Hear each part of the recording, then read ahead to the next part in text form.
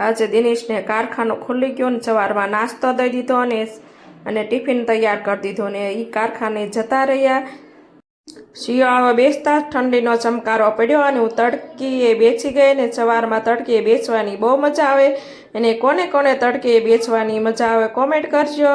અને હું નાસ્તો કરી લઉં છું અને તમે પણ નાસ્તો કરવા આવી જાઓ। અને ઋતુની જો આજે સ્કૂલ ખુલ્લી ગઈ છે અને માથું ઓળવી દઉં છું અને પછી કે ઠેલો લઈ લીધો બોટલ લઈ લીધો કે હું જાઉં છું સ્કૂલે। હું કહું બાય બાય ટાટા આવજો। અને ઠંડી પડતા જ આયુષ્ય મોડો ઊભો થયો અને ધૂછો ઓઢીને કેવો સૂતો છે અને હું જગાડું છું પણ જાગતો નથી। પછી હું મારું કામ કરવા લાગી। સવારનું કામ થઈ ગયું ને બપોર પડતા પછી બધાને ચણાના લોટના પુડલા ખાવા હતા એટલે મસાલો સુધારવા બેસી ગઈ।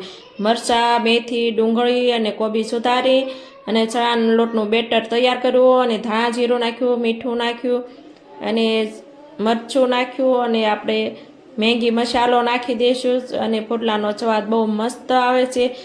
અને બેટર હલાવીને ચણાના લોટના પુડલાનું બેટર તૈયાર થઈ ગયું એટલે આપણે વઘાર માટે આપણે તેલ ગરમ કરી અને રાઈ નાખી દીધી। રાઈ નાખીને પછી જીરું નાખ્યું અને જીરું નાખ્યું વઘાણી નાખી પછી બેટરમાં આપણે વઘાર નાખી દીધો।